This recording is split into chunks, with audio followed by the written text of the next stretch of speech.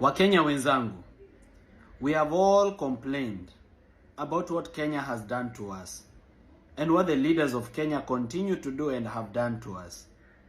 But it's also time we turn around and look at the mirror and ask ourselves, what have we done for Kenya and what can we do for Kenya? Hii kazi si ya Morara peke yake or other civic leaders who are trying to fight the way into good governance and an end to corruption. Hii kazi sio yetu peke yetu. This job is for every single Kenyan, rich or poor. Even a street boy has a role to play. Even a person sick in hospital has a role to play. Even a police officer and a military officer, they have a role to play. Musicians and content creators and actors, you have a role to play to create content that will communicate into the hearts and souls of Kenyans. You've seen what Crazy Kanas tried to do. His video on Instagram alone has 47 million views. It's being viewed in Kenya and abroad. I've received that video even from people who are not even Kenyans who are living abroad. He's doing his part. I, Morara, am doing my part. What are you doing, you who are watching this video? What are you doing? Of course, watching this video is part of it. Liking my content is part of it. Sharing my content with your friends for them to get this education is part of it. But you need to pick something you can do. Not all of us can be good speakers. Not all of us can be orators. Not all of us can be creative content creators or musicians. Not all of us can be politicians. But surely, there is something you can do. And you need to ask yourself what you can do. You need to pick up what we call citizen responsibility. You need to ask yourself, why are you Kenyan? And as you are Kenyan, what are your role as a Kenyan? I can assure you that one of those roles is keeping the people in government accountable. If you are working in a government ministry, you see corruption every day, and you've not registered a fake account for you to tell us the corruption, we who are confident and can speak about it and who don't care about death or abduction, if you've not shared that information with us, then you are part of the problem in Kenya. You are enabling bad governance in Kenya. If you're working in a bank and you can see millions and billions of dollars or Kenya shillings being transferred from account to account, and you know that it is fishy, and you know that it is corruption proceeds, and you've not told us anything, or you've not sounded an alarm, even through a proxy, you are part of the problem in Kenya.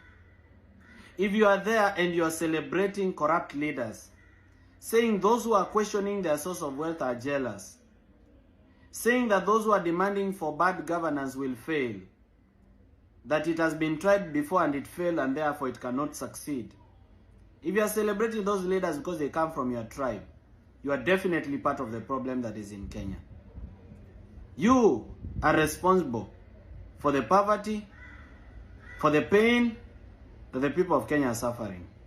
It is time for you to change and work with the rest of Kenyans as we demand better governance and better change.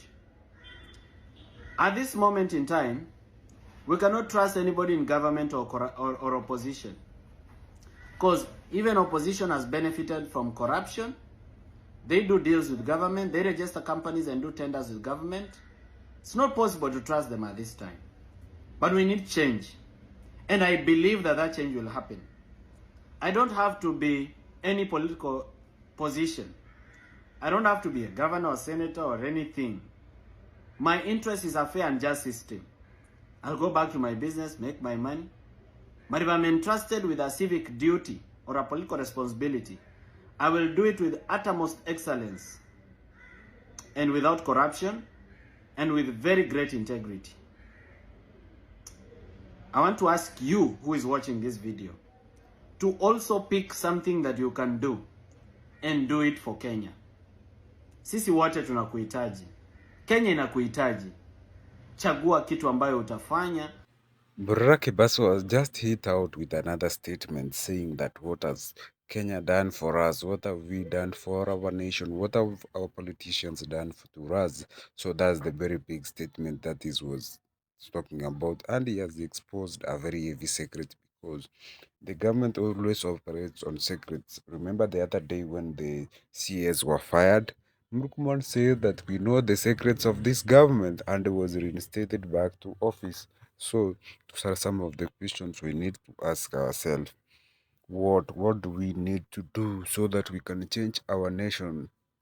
Because in the last few days we have seen Kenya as a nation which is facing a lot of trouble, a lot of humiliation, a lot of things which are making the nation not even move forward even a bit. And those are some of the things we need to stay out of it.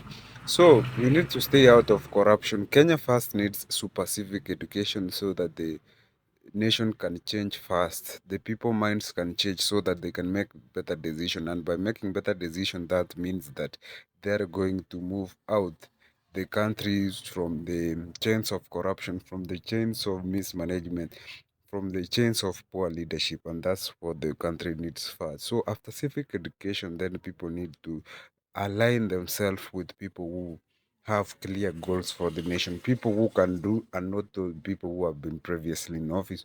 Those are some of the things which Morara Kebaso talked about. So the nation still needs us, the nation still needs you. So we need to wake up and really condemn this corruption which is going on. We need to condemn a lot of things which are destroying our nation.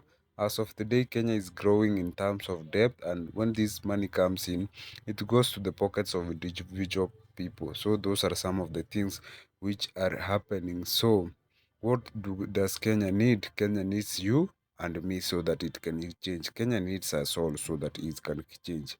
If Kenyans wake up and decide to march like they did on June 25th, then those are some of the things which they that can change the nation, because after June 25th the finance bill was dropped and some of the things changed in the country. So those are some of the agendas which Kenya needs to have them change. So as of now, we have seen the country in serious bleeding. The country is seriously bleeding for good governance, corruption, zero corruption, zero tolerance to corruption, and other things which are fair to the normal mwananchi. We have seen bills come up to the parliament and senate, some of them which are criminalizing farming. For example, right now you will be required to have hefty licenses so that you can do even vegetable farming, and you wonder why does the government need to come up with such kind of rules? Because they are trying to maybe slow down the farming process, because those are some of the things which are going to take this nation down in terms of agriculture. And as you can agree with me, Kenya is currently being majority of Kenyans are being employed by the agriculture sector. Almost 80% of people in rural areas depend on agriculture as their source of income. So what will happen then if you start putting jail terms and other things in this agriculture? So that bill needs to be really dropped as soon as possible. So those are some of the things which are trending. May you keep it more at TV because we are going to update you with another banger.